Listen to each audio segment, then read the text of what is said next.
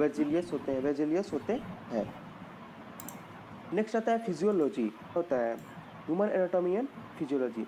तो सबसे पहले हम पढ़ेंगे ह्यूमन एनाटॉमी एंड फिजियोलॉजी में सबसे पहले हम जानेंगे एनाटॉमी क्या होता है, फिजियोलॉजी क्या होता है। तो सबसे पहले हम समझेंगे एनाटॉमी क्या होता है। Anatomy is a branch of science in which deals with the internal organ structure is called anatomy. Anatomy के अंतर्गत हम क्या करते हैं, बॉडी के इंटरनल पार्ट की, जो भी इंटरनल हमारा सिस्टम होता है उसकी स्ट्रक्चर के बारे में डिस्कशन करते हैं, उसे बोलते हैं anatomy. Anatomy, the word anatomy comes from the Greek word ana meaning up and tom meaning the cutting, यानी कि अंदर, यानी कि up, up and tom meaning cutting. समझ में आ गया आप लोगों को। तो एनाटॉमी बेसिकली क्या होता है, एनाटॉमी के अंतर्गत हम बेसिकली डिस्कशन करते हैं इंटरनल बॉडी के स्ट्रक्चर के बारे में। जैसे मान लीजिए कि हमारा हार्ट है, हार्ट हमारे इंटरनल पार्ट में होता है। किडनी मान लेते हैं, किडनी भी हमारा इंटरनल पार्ट होता है। अगर उसकी स्ट्रक्चर को हम स्टडी कर रहे हैं तो उसे हम क्या बोलेंगे, एनाटॉमी बोलेंगे। तो father of anatomy is referred as the Andreas Vesalius. तो उनके अगर फादर क्या कहा जाए, एनाटॉमी के फादर किसे माना जाता है, एंड्रियस वर्जिलियस होते हैं, वर्जिलियस होते हैं। नेक्स्ट आता है फिजियोलॉजी। फिजियोलॉजी क्या होता है, फिजियोलॉजी पर हम समझेंगे in the physiology we deals with the working principle of the different body system and interaction with other. In the physiology we will discuss about metabolic pathway of the body system and their activity. तो सबसे पहला point ये कह रहा है कि physiology के अंतर्गत हम बॉडी सिस्टम के बीच में क्या इंटरेक्शन है उसके बारे में जानते हैं। हमारी बॉडी सिस्टम कैसे इंटरेक्ट कर रही है एक दूसरे को, यानी जैसे मान लीजिए कि हमारा हार्ट है, हार्ट और लंग्स, आप लोगों को सभी को पता है कि हार्ट से ब्लड पंप किया जाता है और वो ब्लड फिल्टर होता है लंग्स के पास। ये दोनों की फिजियोलॉजी कैसे मैनेज की जाती है और कैसे की गई है उसको समझने के प्रोसेस को हम बोलते हैं फिजियोलॉजी। इसके अलावा जो भी मेटाबॉलिक पाथवे है, यानी ऑक्सीजन का यूज करती है सेल और CO2 रिलीज करती है, ये जो भी प्रक्रियाएं हैं, जो भी ये प्रक्रिया हो रही है हमारी सेल के अंतर्गत, उस प्रोसेस को जानना ये हमारा क्या कहलाता है, तो फिजियोलॉजी कहलाता है। चलिए नेक्स्ट टर्म एक और आती है, उसे बोलते हैं मार्फोलॉजी। इसमें मेंशन नहीं कर रखा है, लेकिन हम आप लोगों को मार्फोलॉजी अलग से बता देते हैं। मार्फोलॉजी क्या होती है, मार्फोलॉजी मार्फोलॉजी मार्फोलॉजी क्या होता है, तो मार्फोलॉजी हम आप लोगों को बताते हैं क्या होता है। समझिए मार्फोलॉजी क्या होता है। तो मार्फोलॉजी में क्या होता है, एक्चुअली जो आउटर अपीयरेंस होती है, जो हमारे नेकेड आई से दिखाई देती है, उसे हम क्या बोलते हैं, मार्फोलॉजी बोलते हैं। जनरली से क्या बोलते हैं, मार्फोलॉजी बोलते हैं। उसे क्या बोलते हैं, मार्फोलॉजी बोलते हैं। अब चलिए हम समझते हैं, बहुत लोग कंफ्यूज होते हैं एनाटॉमी, फिजियोलॉजी और मार्फोलॉजी में। तो सबसे पहले हम इसका एक एग्जांपल लेते हैं, उसको बढ़िया से समझते हैं कि एनाटॉमी, फिजियोलॉजी और मार्फोलॉजी बेसिकली होता क्या है, इन टर्म्स का मतलब क्या है। सही है, तो चलिए फ्रेंड्स समझते हैं इसको। तो सबसे पहले आप एक पेन का एग्जांपल लेते हैं। मान लीजिए आपके पास एक कलरफुल पेन है, जिसके ऊपर का जो रैपर है, जो कवर का जो मतलब कि पेन के अंदर क्या क्या होता है, एक पूरा पार्ट होता है, उसके अंदर रिफिल भरा होता है और रिफिल के अंदर इंक होता है। सबसे पहले पेन को लेंगे हम। पेन मान लीजिए ऊपर से कलरफुल है, उस पर जानते ही हैं आप, जहाँ पकड़ के लिखते हैं वहाँ पे रबड़ लगा होता है।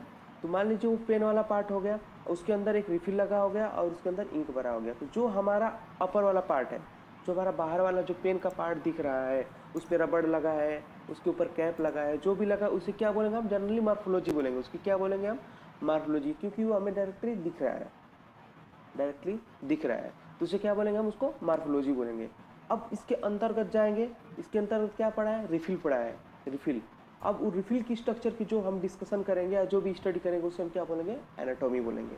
उसे क्या हम बोलेंगे, एनाटॉमी बोलेंगे। एक समझिएगा, बस एक एग्जाम्पल के लिए हमने पेन लिया है, आपको बस समझाने के लिए। जो भी हमने आउटर पार्ट में पेन का वो लिया, उसे हमने बोल दिया उसकी मार्फोलॉजी। उसके अंतर्गत गया, हमने रिफिल वाला पार्ट को देखा, वो उसका हो गया एनाटॉमी, उसकी स्ट्रक्चर में।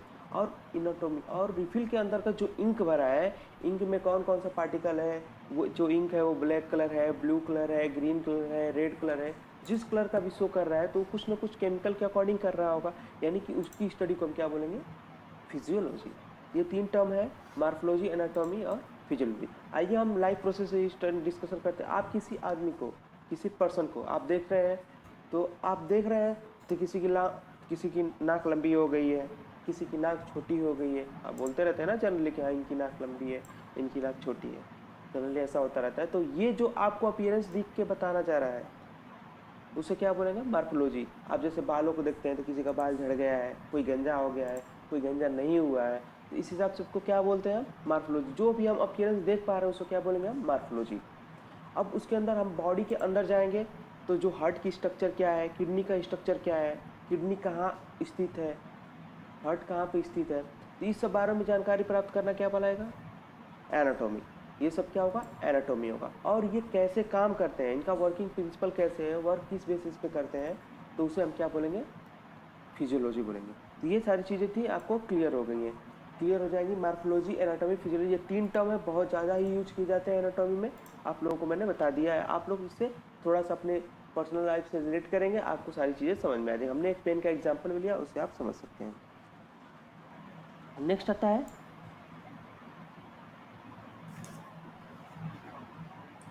Branch of anatomy. Branch of anatomy क्या होती है, तो सबसे पहले हम समझेंगे ब्रांच ऑफ एनाटॉमी क्या होता है। डेवलपमेंट बायोलॉजी या embryology, branch of anatomy development biology या एम्ब्रियोलॉजी भी बोलते हैं। तो in this branch of anatomy we deals with the structural change and the structural development of the sexual gametes and embryo development. तो इसमें हम क्या बोलते हैं, गैमेट फॉर्मेशन हुआ हमारा, क्या गैमेट फॉर्मेशन हुआ, गैमेट फॉर्मेशन होकर क्या हुआ, फर्टिलाइजेशन हुआ, फर्टिलाइजेशन होने के बाद क्या बना वो गेमिट्स के बाद फर्टिलाइजेशन हुआ। जो फर्टिलाइज्ड एग था हमारा वो क्या होगा, फिर फॉलोपियन ट्यूब में जाएगा। वो फर्टिलाइज्ड एग जो भी होगा वो फॉलोपियन ट्यूब में जाएगा। जब आप रिप्रोडक्शन चैप्टर पढ़ेंगे तो इसके बारे में बहुत ज़्यादा ही डीप आएगा। हमने आपको बस एनाटॉमी यानी एम्ब्रियोलॉजी समझाने के लिए इतना पॉइंट ले रखा है। जिससे गेमेट फॉर्मेशन हुआ, यानी कि एक मेल से और एक फीमेल से गेमेट प्राप्त हुआ। अब क्या हुआ, फीमेल गेमिट क्या होगा, फीमेल गेमिट फॉलोपियन ट्यूब में आएगा और मेल गेमिट भी जाएगा फॉलोपियन ट्यूब में, और दोनों क्या होंगे, फर्टिलाइज्ड होंगे। अब वो फर्टिलाइज्ड जो एग है वो इम्प्लांट करेगा किस में, फीमेल के यूटेरस में। फीमेल के यूटेरस में वो इम्प्लांटेशन किया, उसके बाद से वहाँ पे एम्ब्रियो बनेगा। एम्ब्रियो बनने के बाद फीटस का डेवलपमेंट हो गया। इस सारी प्रोसेस को जानने की प्रक्रिया को ही हम बोलते हैं एम्ब्रियोलॉजी। ये किसके अंदर आता है, ब्रांच ऑफ एनाटॉमी के अंदर आता है एम्ब्रियोलॉजी। इसे क्या बोलते हैं, एम्ब्रियोलॉजी बोलते हैं। तो याद रखिएगा, गेमिट फॉर्मेशन, गेमिट से fertilisation, fertilisation fallopian tube development of fertilisation, फिर implantation, embryo formation, foetal development. ठीक है। नेक्स्ट होता है सेल बायोलॉजी। सेल बायोलॉजी सभी लोग जानते हैं जनरली। सेल बायोलॉजी के अंतर्गत क्या करते हैं, हम सेल की स्ट्रक्चर के बारे में डिस्कशन करते हैं। सेल में कौन कौन सा चेंजेज आते हैं ड्यूरिंग द सेल साइकिल, ये सारी चीज़ें हम डालते हैं। उसको हम किसके अंतर्गत करते हैं, सेल बायोलॉजी के अंतर्गत। और सेल को सभी जानते हैं, सेल इज द आवाज बेसिक नहीं आ रहा है fundamental sir. Structural and functional unit of living organism. सबसे पहले आवाज बेसिक और नहीं फंक्शनल यूनिट क्या होता है, तो वो क्या होता है, सेल होता है। नेक्स्ट आता है हिस्टोलॉजी। क्या होती है, जब भी हम टिश्यू की स्टडी करते हैं उसे बोलते हैं histology. Histology, histology is the study of structural change and the आप स्ट्रक्चरल लोग hand free development of the लगा टिश्यू लीजिए, इज कॉल्ड अगर कोई हैंड फ्री या हिस्टोलॉजी। ब्लूटूथ होता है वो तो लगा आप लोग लीजिए, समझ गए आवाज हिस्टोलॉजी सुनाई क्या देगा होता है। आपको। Histology the study of the structural change and the structural development of the tissue is called the histology. Next आता है टिश्यूज कितने टाइप के होते हैं। टिश्यूज आप लोगों ने पढ़ा होगा, टिश्यूज कितने टाइप के होते हैं।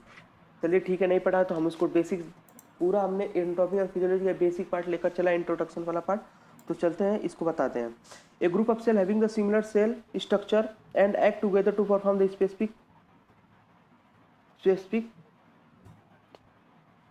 वर्क होगा इज कॉल्ड टिश्यू। यहाँ पे पर्सन लिख दिया गया है, स्पेसिफिक फंक्शन होगा, वो स्पेसिफिक फंक्शन होगा यहाँ पे।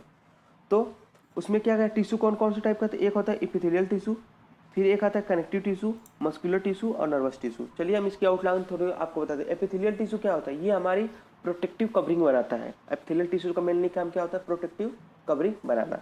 नेक्स्ट आता है कनेक्टिव टिश्यू। कनेक्टिव टिश्यू का काम होता है कि एक पार्ट से दूसरे पार्ट को जोड़ने का काम करना। इसका एग्जाम्पल क्या है, ब्लड और बोन, बहुत इंपॉर्टेंट एग्जाम्पल है ब्लड और बोन। ब्लड और बोन दोनों ही क्या है, एज ए कनेक्टिव टिश्यू होते हैं। एक आता है मस्कुलर टिश्यू। मस्कुलर टिश्यू का मतलब क्या होता है, मसल्स, जो भी हमारी बॉडी में मसल्स पाई जाती हैं वो जो किस टाइप की सेल से मिलकर बनी होती है उसको पूरा बोलते हैं मस्कुलर टिश्यू।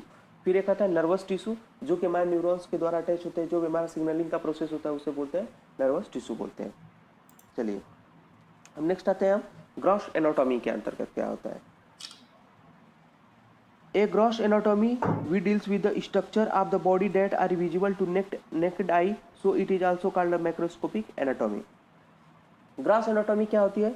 ग्रॉस एनाटॉमी के अंतर्गत जो भी बॉडी स्ट्रक्चर हमें नेकेड आई से दिखता है उसकी स्टडी को हम क्या बोलते हैं? ग्रॉस एनाटॉमी बोलते हैं। ग्रॉस एनाटॉमी क्या होता है? जो भी हमारा बॉडी पार्ट है वो हमारे नेकेड आई से दिख रहा है, उसकी अगर स्टडी करते हैं तो उसे बोलेंगे हम gross anatomy. Gross anatomy. Next आता है topographic anatomy. In this branch of the discussion about the layering structure of the body part, projection present on the skin and the interconnecting structure of the muscles, nerve and the arteries is also known as the surface anatomy भी बोलते हैं। Topographic anatomy या उसको हम बोलते हैं surface anatomy भी बोलते हैं।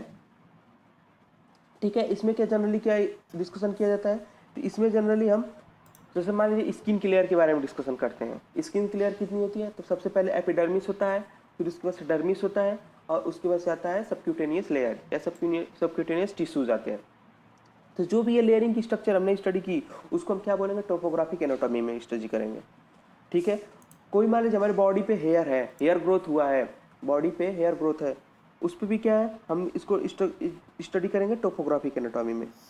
नर्व और आर्टरी के बारे में भी डिस्कशन करेंगे टोपोग्राफिक एनाटॉमी, उसमें कौन कौन सा सेल प्रेजेंट है, कैसे कैसे अरेंजमेंट हुआ है, वो सारी चीज़ें हम टोपोग्राफिक एनाटॉमी में ही स्टडी करेंगे। नेक्स्ट आता है radiographic anatomy. Study of anatomical structure by using the radiographic technique is known as radiographic anatomy. In this procedure X-ray are used for the structural representation of the three dimensional object in the two dimensional image। Radiographic anatomy में क्या study किया जाता है? Radiographic anatomy generally क्या करते हैं हम? Radio active material हमारा क्या है? एक्सरे है, गामा रे है, उसका यूज करके हम किसी भी स्ट्रक्चर, किसी भी बॉडी पार्ट की स्ट्रक्चर की स्टडी करते हैं। जैसे सपोजेड एक्सरे होता है, जैसे मान लीजिए आपका पैर फ्रैक्चर हो जाता है, या आपके पैर नहीं जनरली बोल सकते, आपका पैर नहीं मतलब किसी का पैर फ्रैक्चर है, तो उसको हम स्टडी कैसे करते हैं? एक्सरे कराते हैं उसका, ये कहीं फ्रैक्चर है या नहीं है। उसमें क्या किया जाता है? सिंपली क्या किया जाता है? हमारी जो बॉडी पार्ट होती है उस पर एक्सरे किया जाता है। एक्सरे करने के बाद वो पूरा विजिबल हो जाता है और उसी फिल्म को हम क्या करते हैं? किसी भी प्लेट पे एक्टिव कर देते हैं और प्लेट जो निकल के आती है उसी को हम बोलते हैं कि हाँ, उस पर देखते हैं कि ये फ्रैक्चर है या नहीं फ्रैक्चर, तो उसकी स्टडी को हम बोलते हैं रेडियोग्राफिक एनाटॉमी बोलते हैं। उसको क्या बोलते हैं? रेडियो। जो भी एक्सरे वगैरह होता है, सिटी स्कैन वगैरह होता है, एक्सरे होता है, उसमें क्या किया जाता है? 2 डायमेंशन को 3 डायमेंशन, एक्सरे और सिटी स्कैन में 2 डायमेंशन बनाया जाता है, और एक आता है एमआरआई में हम 3 डायमेंशन में। तो ये रेडियोग्राफिक एनाटॉमी होता है। सिस्टमिक एनाटॉमी क्या होता है? सिस्टमिक एनाटॉमी के अंतर्गत हम डिफरेंट टाइप के जो बॉडी सिस्टम्स होते हैं उसके बारे में हम स्टडी करते हैं। तो चलिए डिफरेंट सिस्टम बात करते हैं। तो अगर आपको क्वेश्चन आ जाए, सपोज दैट आपको क्वेश्चन आ जाए कि हमारी बॉडी में टोटल कितने सिस्टम पाए जाते हैं, तो टोटल आप क्या इसका आंसर दीजिएगा। सबसे पहले हम बात करते हैं integumentary, exocrine system, endocrine system, nervous system, lymphatic या इम्यून सिस्टम बोलते हैं, मस्कुलर सिस्टम बोलते हैं। नेक्स्ट आता है skeletal system, respiratory system, circulatory system, digestive system, urinary system और रिप्रोडक्टिव सिस्टम। ये सारे जो है बॉडी सिस्टम होते हैं जो कि बहुत ज़्यादा इंपॉर्टेंट है। आगे आपको इसको बहुत डीप में पढ़ना है, आगे इसी के बारे में डिस्कशन करना है, ये कैसे होता है, कैसे वर्क करता है, क्या क्या इसमें केमिकल इन्वॉल्व होते हैं। तो ये सारी चीज़ें हैं, इसमें हमने पढ़ लिया कि टोटल ये हमारे सिलेबस में पूछ रखा है कि बॉडी सिस्टम कितने होते हैं। तो 11 बॉडी सिस्टम होते हैं और हमने आपको इसके नेम को मेंशन कर रखा है। आप इसको याद कर सकते हैं, याद कर लीजिए, बहुत ही बेटर रहेगा, क्योंकि बहुत बार क्वेश्चन आता है कि इससे रिलेटेड बहुत बार क्वेश्चन आता है कि कितने हमारे पास बॉडी सिस्टम होते हैं। तो इस चीज़ आपकी क्लियरिफाई हो जाएगी और ये सारी चीज़ें हमने इसमें प्रोवाइड करा रखी है। अब इसकी रही बात नोट्स की, तो आप नोट्स के लिए अब हमारी वेबसाइट notescard.com पे जा सकते हैं। वहाँ पे नोट्स हमने कुछ टॉपिक के नोट्स को प्रोवाइड करा रखा है, वहाँ से आप नोट्स को डाउनलोड कर सकते हैं और अपनी स्टडी को आगे बढ़ा सकते हैं। तो अभी कुछ चीज़ चैप्टर के नोट्स भी प्रोवाइड नहीं किए गए हैं, तो धीरे धीरे वो नोट्स को हम प्रोवाइड करा देंगे। पहले हमने सोचा आपको ये वीडियो लेक्चर आपको प्रोवाइड करा दिया जाए, जिससे आपके जो थोड़े कंसेप्ट हैं वो क्लियर हो जाए, कुछ टर्म्स हैं जो आपकी क्लियर हो जाए। आप तो नोट्स तो कहीं बुक से भी रेफ़र कर सकते हैं, तो या तब तक आप बुक से रेफ़र कर सकते हैं, लेकिन तब तक उसके बाद हम कुछ दिन बाद आपको नोट्स इसके भी प्रोवाइड करा देंगे अपनी वेबसाइट notescard.com पे। तो चलिए ठीक है, आगे हम बढ़ते हैं। Branch of physiology, branch of anatomy हमने जो भी पढ़ना था पढ़ लिया। अब ब्रांच ऑफ फिजियोलॉजी क्या होता है? Cell physiology. सेल फिजियोलॉजी के अंतर्गत सेल की प्रोसेसिंग के बारे में, सेल का मेटाबॉलिज्म कैसे होता है, ये सारी चीज़ें जानना हम क्या बोलते हैं? सेल फिजियोलॉजी के अंतर्गत आती है। इंडोक्राइनोलॉजी क्या होता है? इंडोक्राइनोलॉजी का मतलब होता है जो भी हमारा हार्मोनल सब्सटेंस है, यानी कि इसमें क्या होता है, study of hormonal substance, study of hormonal substance and their function, how to control our body is known as endocrinology. Endocrinology में मतलब क्या होता है कि जो भी हमारे बॉडी में हार्मोन बन रहे हैं वो किस प्रकार हमारी बॉडी फंक्शनिंग को एक्टिवेट कर रहे हैं या डीएक्टिवेट कर रहे हैं, उसे सारी प्रक्रिया को समझना ये क्या बोलते हैं, एंडोक्राइनोलॉजी कहते हैं। नेक्स्ट आता है न्यूरोफिजियोलॉजी। न्यूरोफिजियोलॉजी का मतलब आप समझ गए हैं, नर्वस सेल से है कि हमारी नर्वस सेल किस प्रकार से स्टिमुलस को एक स्थान से दूसरे स्थान तक ट्रांसफर कर रही है, उस सारी प्रक्रिया को जानना ही क्या कहलाता है, न्यूरोफिजियोलॉजी कहलाता है। नेक्स्ट आता है इम्यूनोलॉजी। इम्यूनोलॉजी में हमारा क्या है, डिफेंसिव मैकेनिज्म होता है। हमारी बॉडी क्या होती है, अगर मान लीजिए हमें कोई इन्फेक्शन होता है तो हमारी बॉडी उसके अगेंस्ट रिस्पॉन्ड करती है, कोई यानी कि हमारे इन्फेक्शन को रोकती है। अगर इस प्रक्रिया को कैसे रोका जा रहा है और किस प्रकार हैंडल किया जा रहा है, इस प्रक्रिया को जानना ही क्या बोलते हैं, इम्यूनोलॉजी कहलाता है। कार्डियोवैस्कुलर फिजियोलॉजी, कार्डियोवैस्कुलर में हमारा हार्ट कैसे वर्क करता है, कैसे ब्लड को पंप करता है, ये सारी चीज़ें जानना कार्डियोवैस्कुलर फिजियोलॉजी आती है। रिस्पिरेटरी फिजियोलॉजी में क्या होता है, रिस्पिरेटरी सिस्टम से रिलेटेड वर्किंग प्रिंसिपल को जानना है रिस्पिरेटरी फिजियोलॉजी।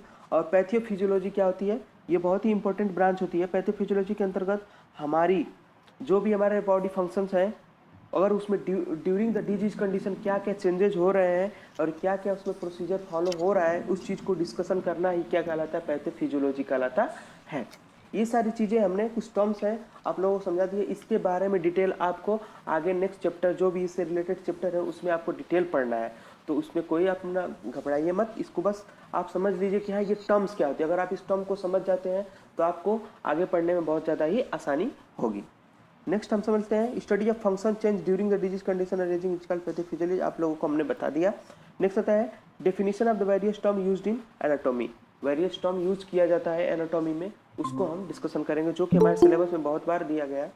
तो कुछ टर्म्स यहाँ पे है जो हम आपको डिस्कशन करते हैं, कुछ टर्म्स जो है जब हम आपके सिलेबस के अकॉर्डिंग जो भी हमारे सिस्टम पढ़ेंगे उसमें आएंगे, उसमें आप लोगों को क्लियरफाई कर दिया जाएगा। तो ये सारी चीज़ें हैं। सबसे पहले आता है एंटीरियर या वेंट्रल बोलते हैं। दूसरा टर्म है पोस्टीरियर और डॉर्सल टर्म होती है। सुपीरियर या क्रेनियल होता है। इन्फीरियर या कॉर्डियल होता है। प्रॉक्सिमल इंड और डिस्टल इंड होता है। इसके अलावा कुछ और टर्म्स हैं जो हमने नोट्स में दे रखा है, जो भी वो भी कुछ इंपॉर्टेंट टर्म्स ही हैं जिसको आप जाकर डायरेक्ट notescard.com से आप वहाँ से देख सकते हैं। ये बहुत ज़्यादा इंपॉर्टेंट है, जो बेसिक क्लियर करने के लिए बहुत ज़्यादा इंपॉर्टेंट ये टर्म्स हैं, इसलिए हम आपको इसके डिस्कशन कर लगते हैं। चलिए इसका डायग्रामेटिक हम डिस्कशन करते हैं, ये क्या क्या होती है। तो सबसे पहले हम बात करेंगे एंटीरियर या वेंट्रल। तो जो भी हमारा फ्रंट वाला पार्ट होता है, यानी कि डायरेक्शन, अगर जैसे हम मान लीजिए सन के सामने हम अगर खड़े होते हैं, सन के सामने खड़े हैं, तो जो सन के साइड जो भी हमारा पार्ट होता है वो फ्रंट वाला पार्ट, उसे बोलते हैं एंटीरियर या वेंट्रल वाला पार्ट बोलते हैं। पोस्टीरियर वाला पार्ट यानी सन के पीछे जो है, बैक साइड में अगर है तो उसे क्या बोलेंगे आप, पोस्टीरियर वाला पार्ट बोलेंगे। सुपेरियर या क्रेनियल क्या होता है, सुपेरियर और क्रेनियल का मतलब होता है जो अपर वाला पार्ट है, जो हमारा सर यानी कि हेड वाला जो पार्ट है उसे हम क्या बोलेंगे, सुपेरियर बोलेंगे। और इन्फीरियर जो हमारे नीचे वाला पार्ट होता है उसे इन्फीरियर बोलेंगे। प्रॉक्सिमल इंड क्या होता है, यानी कि प्रॉक्सिमल इंड मेनली क्या होता है, जो अटैच वाला पॉइंट होता है यानी सेंटर वाला पार्ट होता है उसे बोलते हैं प्रॉक्सिमल इंड, और उसके अपोजिट वाला पार्ट जो होता है उसे बोलते हैं डिस्टल इंड। डिस्टल इंड यानी कि वो जो आखिरी में होता है डिस्टल इंड। जैसे मान लीजिए हमारी बॉडी शोल्डर वाला पार्ट है, तो जो हमारा शोल्डर अटैचमेंट है उसे क्या बोलेंगे, प्रॉक्सिमल इंड बोलेंगे, और जो थंब वाला लास्ट वाला पार्ट है उसको क्या बोलेंगे, डिस्टल इंड बोलेंगे। चलिए इसको हम डायग्रामेटिक रिप्रेजेंटेशन करते हैं, डायग्रामेटिक से समझते हैं। तो सबसे पहले समझिए सुपीरियर और इन्फीरियर, समझ लेते हैं सुपीरियर इन्फीरियर। या सुपीरियर को हम बोलते हैं, सुपीरियर को और क्या बोलते हैं हम, सुपीरियर को हम बोलते हैं क्रेनियल और इन्फीरियर को बोलते हैं कॉर्डल। तो सुपीरियर क्रेनियल, इसमें देख पा रहे होंगे, इस स्ट्रक्चर में आप देखेंगे थोड़ा खाली क्या हो। NIMS University, accredited by NAC, features in NIRF ranking 2020.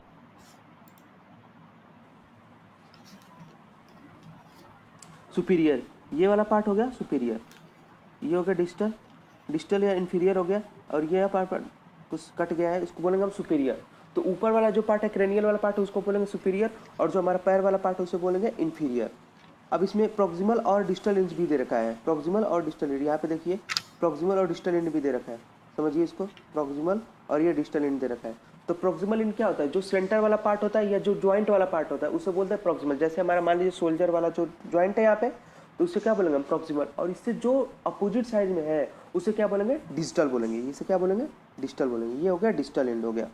अब लेटरल और मीडियन टर्म्स भी आती है। लेटरल का मतलब होता है हमारा बॉडी, यानी कि मीडियल का मतलब मिडिल में। जैसे हमारा मान लीजिए स्टर्नम है, हड्डी पाई जाती है हमारे में, स्टर्नम फ्लैट बोन होती है, वो स्टर्नम होती है, वो मीडियल वाला पार्ट होता है हमारा। हमारा क्या होता है, ये मीडियल वाला। जैसे ये हो गया मीडियल वाला पार्ट, ये हो गया मीडियल वाला पार्ट।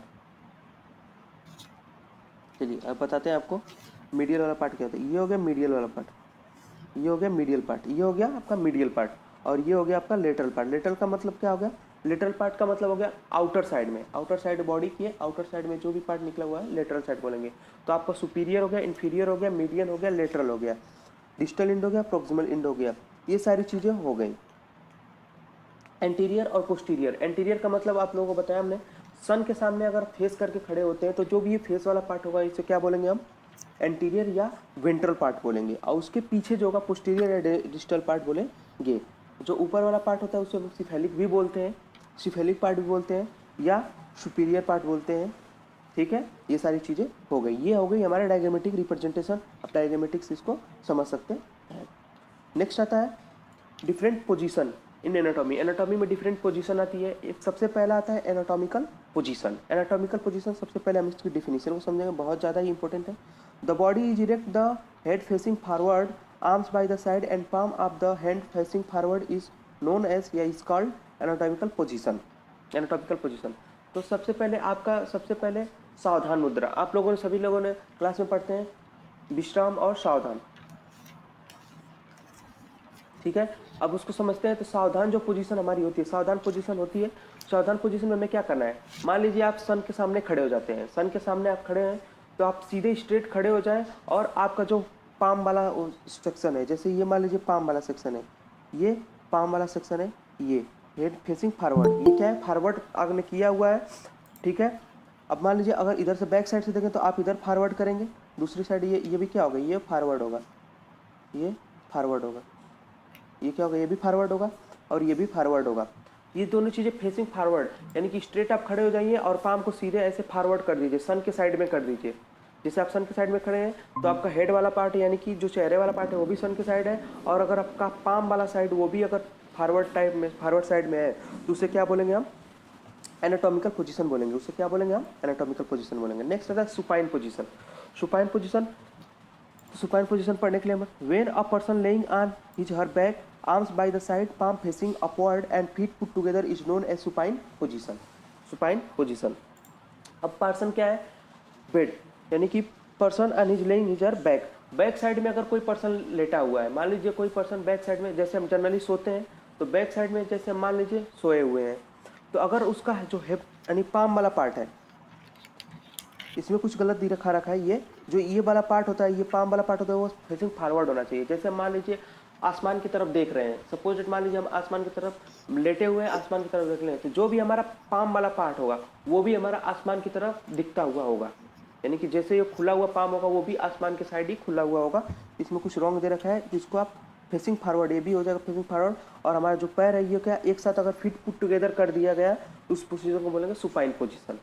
तो सुपाइन पोजीशन मेनली क्या होती है, याद रखिएगा, सुपाइन पोजीशन का सबसे कैरेक्टरिस्टिक फीचर ये होता है कि हम बैक साइड से लेटे हुए हैं और जो हमारा फेस है और पाम है वो आसमान की तरफ देख रहा है, यानी फेसिंग फॉरवर्ड हो रहा है, उसे क्या बोलेंगे हम, सुपाइन पोजीशन बोलेंगे। नेक्स्ट आता है हमारा प्रोन पोजीशन। प्रोन पोजीशन और सुपाइन पोजीशन क्या होता है, तो दोनों प्रोन पोजीशन सुपाइन पोजीशन का डिफरेंट होता है, यानी उल्टा होता है, अपोजिट होता है। कैसे, when a person laying on his her face and rest arm by the side, palm facing upward and feet put together is known as prone position. इसमें तो ये जो डायग्राम है इसमें तो बंदा पूरी तरह से सो गया है, ये तो सो गया है, लेकिन नहीं, चलिए आप लोगों को हम समझाते हैं इस प्रोसीजर को, ये क्या होता है। तो सबसे पहले पर्सन अगर लेइंग, ये क्या हुआ, पर्सन लेइंग है यानी कि सोया हुआ है पर्सन, किसे, अब उसका देखिए जो फेस वाला पार्ट होता है वो किधर है, ग्राउंड की तरफ है, किसे है, ग्राउंड की तरफ है। तो वो ग्राउंड की तरफ पहले में हमने देखा सुपाइन पोजीशन में, तो जो हमारा फेस वाला पार्ट था वो आसमान की तरफ था। अब ये जो हमारा पार्ट है फेसिंग वाला पार्ट वो ग्राउंड की तरफ है, चेस्ट भी ग्राउंड की साइड है, लेकिन जो हमारा हार्ट वाला पार्ट होता है, यानी कि जो ये ये फॉरवर्ड है, ये इसमें तो उसने तो सर रखा कि सो गया है, ये बंदा सो गया है, इसको सोने दीजिए। आप बस समझिए बात को।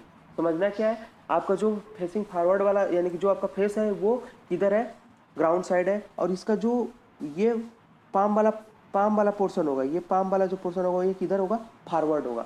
जैसे आप सुपाइन पोजीशन में आपका पाम आसमान की तरफ था, वैसे ही इसमें भी सुपाइन वाला इसमें भी इसमें पाम वाला पार्ट होगा वो भी फॉरवर्ड ही होगा। अपवर्ड मतलब अपवर्ड का मतलब ऊपर की तरफ, आसमान की तरफ इसमें भी होगा, और फिट पुट टुगेदर ये हो जाएगा। इस पोजीशन को बोलेंगे प्रोन पोजीशन। तो सुपाइन पोजीशन और प्रोन पोजीशन डिफरेंस कुछ नहीं होता है। सुपाइन पोजीशन में जो होता है हमारा अपवर्ड फेस जो होता है वो अपवर्ड होता है, और प्रोन पोजीशन में हमारा जो ग्राउंड की तरफ हमारा फेस होता है उसे बोलेंगे हम प्रोन पोजीशन बोलते हैं। उसे क्या बोलते हैं, प्रोन पोजीशन बोलते हैं। नेक्स्ट आता है lithotomy position. Lithotomy position, when a person laying on his back and leg are temporarily fit supported by strip is known as lithotomy. This position mostly used in delivering of baby. तो ये लिथोटॉमी position है, आप लोगों को generally पता होगी, लेकिन आप लोगों को फिर भी हम समझा देते हैं अगर पता नहीं है तो। लिथोटॉमी पोजीशन क्या होता है, मेनली ये सुपाइन पोजीशन में क्या किया जाता है, मॉडिफिकेशन किया जाता है। सुपाइन पोजीशन को क्या किया जाता है, उसमें पैर को एक स्ट्रिप के द्वारा बांध दिया जाता है। ये कई जगह पे होता है, एक्सीडेंटल केस में भी यूज किया जाता है लिथोटॉमी पोजीशन का यूज, और डिलीवरी जब होती है, बेबी की डिलीवरी होती है तो भी इसका यूज किया जाता है। इसमें क्या किया जाता है, जनरली आपके पैर को ऊपर स्ट्रिप के द्वारा बांध के उसको अटैच कर दिया जाता है। अगर आपको कोई फ्रैक्चर वगैरह होगा तो उसको फ्रैक्चर क्या होता है, इजीली विजिबल होता है। और जब बेबी की डिलीवरी करानी होती है तो लिथोटॉमी पोजीशन का यूज कराते हैं, क्योंकि पैर ऊपर करा दिया जाता है, जिससे इजीली जो बच्चा होता है, जो फीटस होता है, वो क्या होता है, बाहर आ जाता है। ठीक है, तो लिथोटॉमी पोजीशन आप लोगों को समझ में आ गया। ये मॉडिफिकेशन होता है किसका, सुपाइन पोजीशन का, यानी modification supine position is called the लिथोटॉमी position. ये सारी चीज़ें हो गई पोजीशन के बारे में। अब डिफरेंट प्लेन होता है हमारी एनाटॉमी स्ट्रक्चर, अगर हम बात करें तो डिफरेंट प्लेन पास किए जाते हैं। तो कैसे हम अपनी बॉडी को डिवाइड कर सकते हैं दो पार्ट में, उसे पास किया जाता है एक प्लेन के थ्रू। तो सबसे पहला प्लेन आता है mid sagittal plane. Mid sagittal plane क्या होता है, this plane divided our body in left and right part. हमारी बॉडी को क्या करता है, लेफ्ट और राइट पार्ट में डिवाइड कर देता है। जैसे ये मान लीजिए हमने ये देखते हैं मिड सजाइटल, ये लाइन मिड सजाइटल लाइन है। अब ये राइट और लेफ्ट पार्ट में, ये राइट और लेफ्ट पार्ट में डिवाइड कर देती है हमारी बॉडी को। ये राइट वाला पार्ट हो गया, ये लेफ्ट वाला पार्ट हो गया, ये मिड सजाइटल लाइन हो गई। ठीक है, लेफ्ट और राइट वाला पार्ट में डिवाइड कर देती है। नेक्स्ट आता है कोरोनल प्लेन। कोरोनल प्लेन क्या होता है, कोरोनल प्लेन हमारे क्या होता है, बॉडी को फ्रंट और बैक में डिवाइड करती है। फ्रंट और बैक में डिवाइड करती है। जैसे हमने मान लीजिए कोई ट्रांसवर्स प्लेन ले लिया, ये ट्रांसवर्स प्लेन हो गया, ये ट्रांसवर्स प्लेन यहाँ से हम जब पास करेंगे,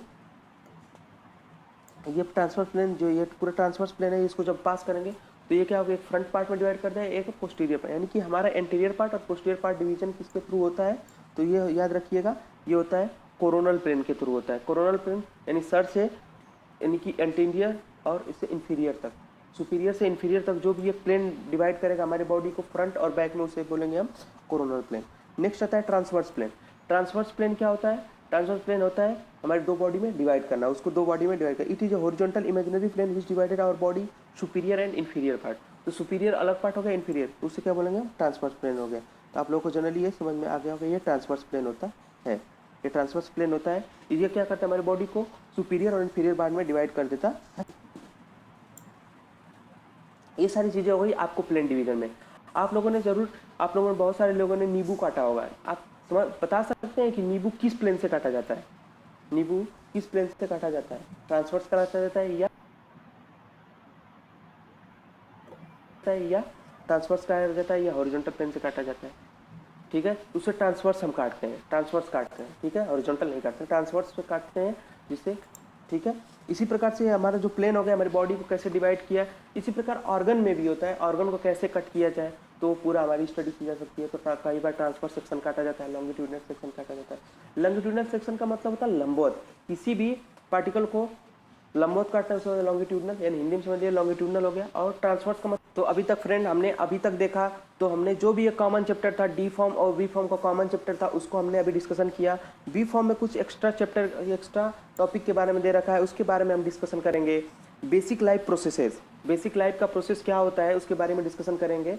ये भी बहुत ही ज़्यादा इंपॉर्टेंट है, इसको हम जनरली देख लेते हैं। और उसके बारे में डिटेल जब आएगा, जब हम अपना ऑर्गन सिस्टम पढ़ेंगे, तो उसमें बहुत ज़्यादा इसका डीपली दिया गया है। इसका डीपली स्ट्रक्चर स्टडी किया गया है। तो सबसे पहले बात करते हैं basic life process. What is life process, क्या होती है? तो life process is a very important to maintain the living state, unicellular और multicellular in living state, active state. It is clear different between the alive and non alive organism. तो सबसे पहले life process क्या होता है? Life process एक ऐसी process है जो किसी भी बॉडी को लिविंग स्टेट में मेंटेन करने के लिए बहुत ज़्यादा ही ज़रूरत होती है। मान लीजिए कोई ऑर्गेनिज्म हो, चाहे वो एक सेल हो, सिंगल सेल यानी यूनिसेलुलर हो, मल्टी सेलुलर यानी कि बहुत सारे सेल से मिलकर बना हो, तो उसकी जो भी लाइफ प्रोसेस है यानी कि वो एक्टिव है या नहीं एक्टिव है, उसकी एक्टिविटी को शो करने के लिए जो भी हम उसे बोलते हैं लाइफ प्रोसेस बोलते हैं। लाइफ प्रोसेस ही ऐसा, पहला पॉइंट समझेंगे, इट इज क्लियर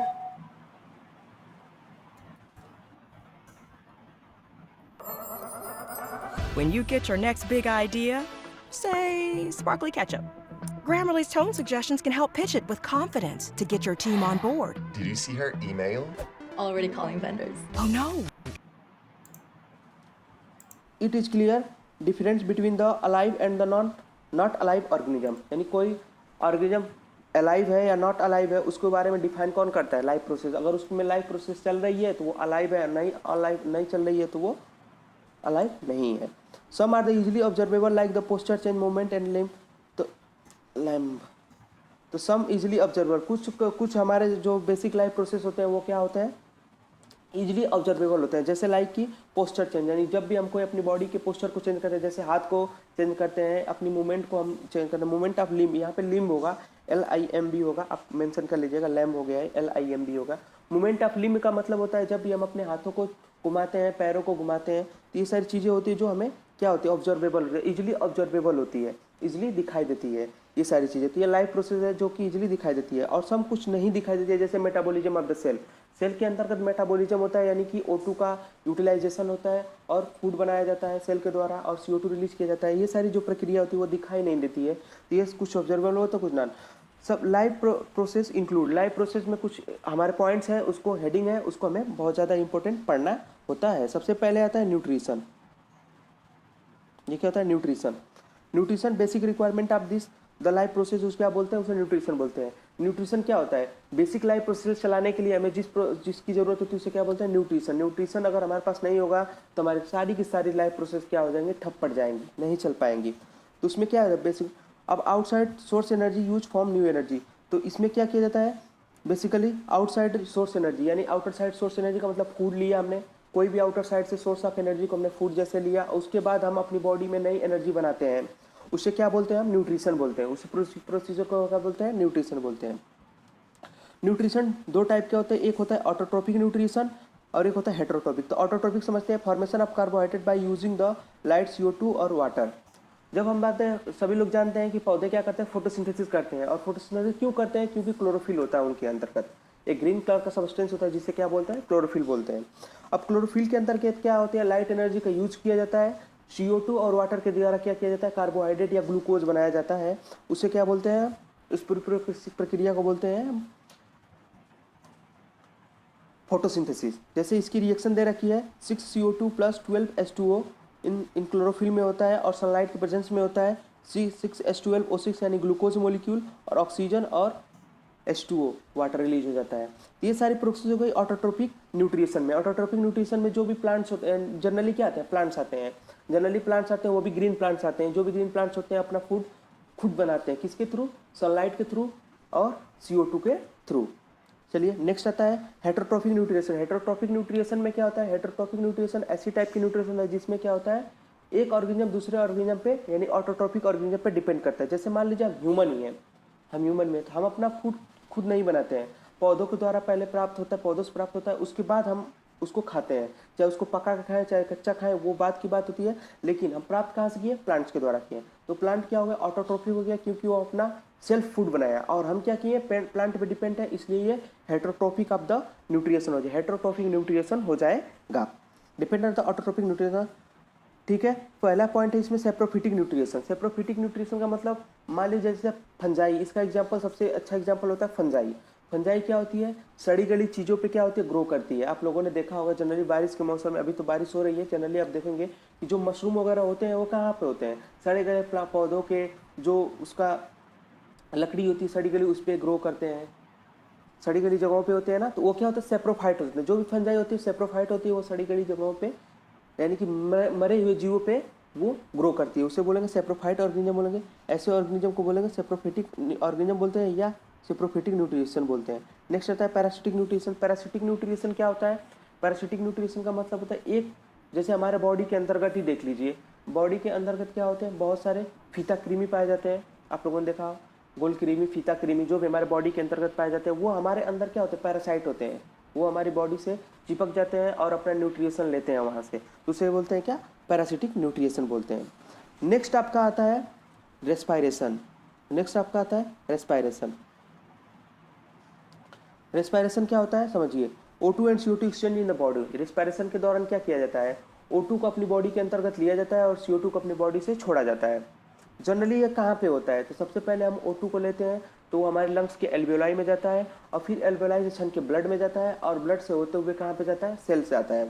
उसी प्रकार CO2 होता है, CO2 सेल से होते हुए ब्लड में आता है, ब्लड से होते एल्वेलाई में आता है और एल्वेलाई से होते हुए बाहर जाता है। तो ये सारी प्रक्रियाएं होती रहती है रेस्पिरेशन के दौरान और उसमें O2 का यूटिलाइजेशन करके फूड का भी बनाया जाता है, उस प्रकार से बोलते हैं रेस्पिरेशन बोलते हैं। आपको रेस्पिरेटरी सिस्टम जो भी आपका ये सिस्टमेटिक होता है, सिस्टमेटिक पार्ट होता है या सिस्टमेटिक स्टडी होती है, उसके दौरान रेस्पिरेटरी सिस्टम में आपको बहुत ज़्यादा इसके बारे में डीप पढ़ाया जाएगा। हम आपको तब तक के लिए इसकी आउटलाइन दे देते हैं कि यहाँ क्या क्या होता है, इसमें थोड़ा प्रोसेस आपको बता देते हैं, ये चीज़ें होती है।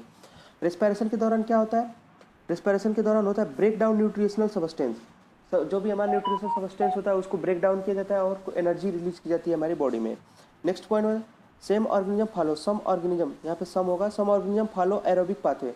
कुछ जो हमारे ऑर्गेनिज्म होते हुए एरोबिक यानी कि ऑक्सीजन की प्रेजेंट में अपना फूड बनाते हैं, उसे क्या बोलते हैं, एरोबिक ऑर्गेनिज्म बोलते हैं या उस पाथवे को बोलते हैं एरोबिक पाथवे। और कुछ जो ऑर्गेनिज्म होते हैं वो एनारोबिक पाथवे को फॉलो करते हैं जिसमें ऑक्सीजन की डिमांड नहीं होती है। तो चलिए आइए इस प्रोसीजर को समझते हैं। ये जैसे मान लीजिए ग्लूकोज हमारे पास क्या है, 6 कार्बन का मॉलिक्यूल होता है। अगर उसका रिस्पायरेशन कराना है तो सबसे पहले उसका रिस्पायरेशन करने के लिए सबसे पहले साइटोप्लाज्म में एक रिएक्शन चलती है, ग्लाइकोलिसिस चलती है। ग्लूकोज 6 मॉलिक्यूल का था, अब हमारे साइटोप्लाज्म में ग्लाइकोलिसिस रिएक्शन चलेगी। इसको समझते हैं, कैसे समझेंगे इसको, तो इसको समझते हैं। आइए, ये होगा ग्लूकोज, ये ग्लूकोज 6 कार्बन का था, ये हमारे साइटोप्लाज्म में क्या होगा, ब्रेक डाउन होगा और यहाँ से बनेगा पायरुवेट। पायरुवेट बनेगा जो 3 कार्बन का कंपाउंड होता है, 3 कार्बन कंपाउंड होता है। अब इस कार्बन कंपाउंड को देखिए, दो चीज़ें होती है, या तो आप अब्सेंस ऑफ ऑक्सीजन में करें या प्रेजेंस ऑफ। तो अब्सेंस ऑफ ऑक्सीजन में 2 प्रोसीजर होते हैं। अब्सेंस ऑफ ऑक्सीजन में होता है, एक ईस्ट में होता है जिससे क्या हमें मिलता है, तो हमसे मिलता है इथेनॉल, कार्बन डाइऑक्साइड और एनर्जी मिलता है, ठीक है। ये होता है अब्सेंस ऑफ ऑक्सीजन। और एक और होता है अब्सेंस ऑफ ऑक्सीजन में, तो इससे लैक्टिक एसिड और एनर्जी मिलता है, जो कि हमारी बॉडी में ही ये रिएक्शन चलती है। नेक्स्ट आता है presence of oxygen. Presence of oxygen carbon dioxide, water और एनर्जी मिलती है, जो कि हमारे कहाँ पे चलते हैं, माइटोकॉन्ड्रिया। ये चीज़ याद रखिएगा, क्वेश्चन बहुत बार पूछा जाता है। एरोबिक रेस्पिरेशन कहाँ पे होता है, तो याद रखिएगा माइटोकॉन्ड्रिया जनरली। और कहाँ पे एनारोबिक होता है, तो या तो उसका मसल्स एग्जाम्पल दीजिए या ईस्ट में होता है एनारोबिक रेस्पिरेशन। ये सारी चीज़ें थी, आप लोगों को हमने बता दी, ये बहुत ज़्यादा इंपॉर्टेंट है। आप इसका इंट्रोडक्शन आप समझ लीजिए, आपको इसकी डिटेल और भी डिटेल आपको रिस्पिरेटरी सिस्टम में आपको ज़रूर मिलेगा इसका, ठीक है। तो जब आपका रिस्पिरेटरी सिस्टम डिस्कशन किया जाएगा उसमें इसके बारे में बहुत ज़्यादा ही डिस्कशन करना है हमें। नेक्स्ट आता है आपका ट्रांसपोर्टेशन। ट्रांसपोर्टेशन क्या होता है, blood is the most transportation maximum mainly plasma. Transportation material होता है ये, ब्लड जो होता है ट्रांसपोर्टेशन मटेरियल होता है। इसी प्रकार lymph is also transport the nutrient and waste material. Lymph भी जो होता है वो भी ट्रांसपोर्ट करता है न्यूट्रिएंट और वेस्ट मटेरियल को। तो ये सब आपका ये हो गया कैसे कैसे ट्रांसपोर्ट होता है, इसको आपको हम डिटेल समझाएंगे किसमें, कार्डियोवैस्कुलर सिस्टम जब आपको पढ़ाया जाएगा तो आपको उसमें डिटेल बताया जाएगा कैसे ब्लड कहाँ लंग्स के पास पहुँचता है और वो लंग्स फिर कैसे हार्ट में आता है और हार्ट के थ्रू कैसे हमारी बॉडी में जाता है। ये सारी चीज़ें जो है आपको हम बताएंगे किसमें, कार्डियोवैस्कुलर सिस्टम में। फिलहाल में आप याद रखिए कि ट्रांसपोर्टेशन किसके थ्रू होता है, तो ब्लड के थ्रू होता है और ब्लड वेसल्स वगैरह कार्डियोवैस्कुलर सिस्टम हमारा इसमें क्या होता है, पार्टिसिपेट करते हैं। नेक्स्ट आता है मेटाबॉलिज्म। मेटाबॉलिज्म क्या होता है, मेटाबॉलिज्म में breaking big particle into small particle, aggregation of small particle and break down of mole. तो जब हम ब्रेक करते हैं बिग पार्टिकल को स्मॉल पार्टिकल में, यानी ब्रेक करते हैं, मेटाबॉलिज्म में क्या होता है, बिग पार्टिकल को स्मॉल पार्टिकल, यानी कि स्मॉल पार्टिकल जो भी आप किया उसको क्या होना चाहिए, ऑब्जॉर्बेबल, यानी कि एब्जॉर्ब होना चाहिए, हमारे बॉडी द्वारा क्या होना चाहिए, एब्जॉर्ब होना चाहिए। तो उस प्रोसेस को क्या बोलेंगे, मेटाबॉलिज्म बोलेंगे। या इसके अंतर्गत क्या होता है, छोटे छोटे मॉलिक्यूल को जोड़ के एक बड़ा मॉलिक्यूल बनाया जाता है, वो भी एब्जॉर्बेबल होता है, उसे भी बोलेंगे मेटाबॉलिज्म बोलेंगे। तो उसमें दो प्रोसेस आता है, एक आता है एनाबॉलिज्म और एक आता है कैटाबॉलिज्म। एनाबॉलिज्म क्या होता है, जब हम न्यू मॉलिक्यूल बनाते हैं, छोटे छोटे मॉलिक्यूल को जोड़ के नया मॉलिक्यूल बनाते हैं, उसे बोलेंगे एनाबॉलिज्म। और उसके बाद से आता है कैटाबॉलिज्म। कैटाबॉलिज्म में क्या होता है, तब ब्रेक डाउन ऑफ मॉलिक्यूल, जब हम बड़े मॉलिक्यूल को तोड़ के छोटा मॉलिक्यूल बनाते हैं उसे क्या बोलते हैं, कैटाबॉलिज्म बोलते हैं। ये आपको प्रोसीजर है, आपको हमने कुछ आउटलाइन दे रखी है, आप इसको पढ़ लीजिए जनरली। इसके बारे में डिटेल ब्रीफ आपको इसके बारे में भी रिस्पिरेशन में आपको भी बताया जाएगा कि क्या होता है ये प्रोसेस। नेक्स्ट आता है excretion. Removal of excretive material is called excretion. सबसे पहले structure and functional unit are nephron होता है, यानी कि हमारी पहले इसमें क्या होता है, इसमें किडनी आती है, किडनी से दो यूरेटर जुड़े होते हैं, यूरेटर से क्या होता है, यूरिनरी ब्लैडर होता है, यूरिनरी ब्लैडर से यूरेथ्रा होता है। ये सारी चीज़ें स्ट्रक्चर हैं जो हमारे एक्सक्रीटरी मटेरियल में पास करते हैं, एक्सक्रीटरी सिस्टम में पार्टिसिपेट कर देते हैं। और ये आपको डिटेल मिलेगा एक्सक्रीटरी सिस्टम में, और जल्दी ही आपका एक्सक्रीटरी सिस्टम चालू हो जाएगा, आपको उसमें डिटेल दे दिया जाएगा। ठीक है, किडनी जो होती है, किडनी के अंतर्गत बहुत सारे नेफ्रॉन पाए जाते हैं, नेफ्रॉन पाए जाते हैं जो कि हमारे हेल्प करते हैं किसमें, जो कि हमारे नेफ्रॉन होते हैं वो हमें हेल्प करते हैं फिल्ट्रेशन के थ्रू। फिल्ट्रेशन के थ्रू बोलते हैं आर्टिफिशियल किडनी किसे बोलते हैं, हेमोडायलिसिस। जो भी हमारा हेमोडायलिसिस होता है उसे बोलते हैं आर्टिफिशियल किडनी। इसकी भी डिटेल आपको जरूर मिलेगी, किसमें, आपको पूरी डिटेल मिल जाएगी, एक्सक्रीटरी सिस्टम में आपको इसकी डिटेल पूरी मिल जाएगी। तो ये सारी चीज़ें हो गई। रिप्रोडक्शन क्या होता है, it is a life process through genetic material transfer from the one generation to another generation. एक जनरेशन से दूसरी जनरेशन तक जेनेटिक मटेरियल का ट्रांसफर होना या जेनेटिक करेक्टिकल का डिस्पर। जैसे मान लीजिए फादर के रिजम्बल, यानी फादर की तरह ही क्या होता है, लड़का होता है, या मदर की तरह होता है लड़का, यानी उनसे थोड़ा बहुत मिलता जुलता है, स्ट्रक्चर थोड़ी अलग हो जाती है लेकिन मिलता जुलता उन्हीं से है। ये सारी चीज़ें किसके थ्रू होती है, रिप्रोडक्शन के थ्रू होती है। रिप्रोडक्शन में आपको बहुत ज़्यादा डिटेल पढ़ाया जाता है, रिप्रोडक्शन कैसे होता है, मेल और फीमेल के रिप्रोडक्टिव ऑर्गन के बारे में बताया जाएगा, और जो चाइल्ड होता है उसका डेवलपमेंट कैसे होता है, ये सारी चीज़ें रिप्रोडक्शन में आपको डिस्कशन की। ये सारी चीज़ें हमारे जो कंक्लूजन किया है, टोटल 6 पॉइंट हमने डिस्कशन किया है, ये सारी लाइफ प्रोसेस का पार्ट होते हैं। नेक्स्ट आते हैं होम्योस्टेसिस क्या होता है। होम्योस्टेसिस क्या होते हैं, होम्योस्टेसिस एक एक्स्ट्रा पॉइंट है किसका, बी फॉर्म सिलेबस में होम्योस्टेसिस के बारे में डिस्कशन करना है, इसके बारे में डिस्कशन करते हैं। इक्विलिब्रियम क्या होता है, सबसे पहले हम समझेंगे टर्म क्या होती है equilibrium. In this condition, not net transfer of the substance energy or a compartment to another। जैसे कि हम क्या करते हैं, एक कंपार्टमेंट, मान लीजिए हमने एक कंपार्टमेंट ले लिया, जैसे कि हमने एक कंपार्टमेंट ले लिया, ये मान लीजिए कंपार्टमेंट,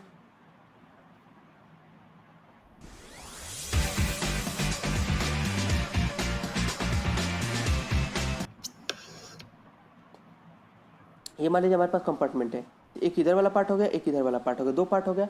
अब इनके बीच में कोई भी एनर्जी का ट्रांसफर ना हो, कोई भी एनर्जी का ट्रांसफर ना हो, उसे हम क्या बोलेंगे, इक्विलिब्रियम बोलेंगे। इसमें जो भी फोर्स लगना होगा वो क्या होगा, कांस्टेंट होगा, उसे बोलेंगे इक्विलिब्रियम। और इक्विलिब्रियम में कोई भी एनर्जी की आवश्यकता नहीं होती है, एनर्जी की कोई भी आवश्यकता नहीं होती है। होम्योस्टेसिस आगे भी आपको एक जगह मिलेगा पढ़ने के लिए, उसमें आपको बहुत ज़्यादा डिटेल मिलेगा।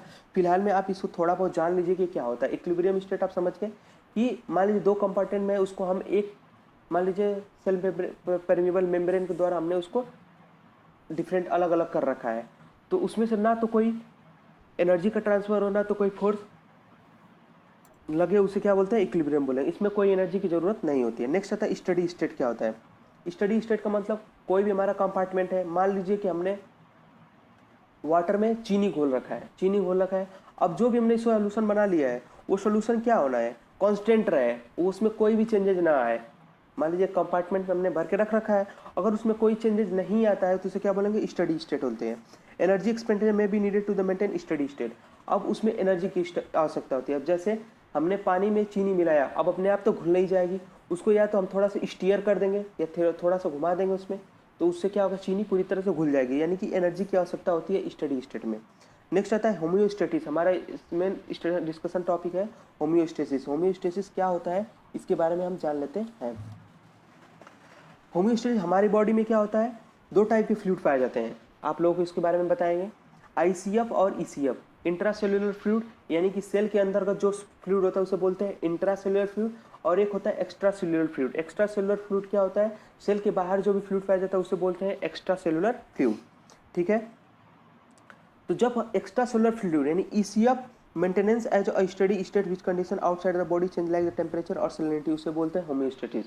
होम्योस्टेसिस का मिसलिंग मतलब होता है जो भी हमारा ECF होता है यानी कि एक्स्ट्रा सेलुलर फ्लूइड होता है, जब वो अपनी स्टडी स्टेट में हो, स्टडी स्टेट में हो यानी कि उसका जो भी हो कांस्टेंट, सब कुछ कांस्टेंट हो, उसे बोलेंगे हम होम्योस्टेसिस। वो अब चेंज कैसे होता है, जैसे मान लीजिए हमारे बॉडी का टेम्परेचर चेंज हुआ यानी कि हमारे बाहर टेम्परेचर ज़्यादा हो गया, हमारे बॉडी टेम्परेचर वही मेंटेन किया जाता है, ये क्या होता है, होम्योस्टेसिस होता है। ESF में क्या होता है, चेंजेज होते रहते हैं और वो क्या करता है, हमारी बॉडी की नॉर्मल कंडीशन को बनाए रखता है। सैलिनिटी मतलब कि कई कई बार होता है कि सैलिनिटी बहुत ज़्यादा ही यानी कि आयनिक पार्ट बहुत ज़्यादा होता है, जैसे कि हमने मान लिया साल्टी चीज़ ज़्यादा ले ली तो वो भी हमारी बॉडी क्या करती है, अपने आप को मेंटेन करती है, उसे बोलते हैं होम्योस्टेसिस। ECF, अब ECF क्या होता है समझ लीजिए। ECF is the site of the exchange where the nutrient are delivered from the cellular waste removed. हमारे ECF होता है, ECF एक क्या होता है, इलेक्ट्रोसेलुलर फ्लूइड होता है, जिससे क्या होता है न्यूट्रिएंट को एक पार्ट से दूसरे पार्ट तक पहुंचाया जाता है और वेस्ट मटेरियल को रिमूव किया जाता है बॉडी के थ्रू, उससे क्या बोलते हैं, ECF बोलते हैं। नेक्स्ट आता है होम्योस्टेटिक रेगुलेशन कैसे होता है। हमारी बॉडी को होम्योस्टेटिक कंडीशन में मेंटेन करने के लिए हमारे जो डिफरेंट ऑर्गन होते हैं वो एक दूसरे से इंटरेक्ट करते हैं और काम अब प्रॉपरली वर्क करते हैं, तो और हम मेंटेन करते हैं होम्योस्टेसिस में। तो सबसे होम्योस्टेसिस मेंटेन करने के लिए 2 टाइप्स का होता है, एक होता है लोकल कंट्रोल होता है और रिफ्लेक्स कंट्रोल।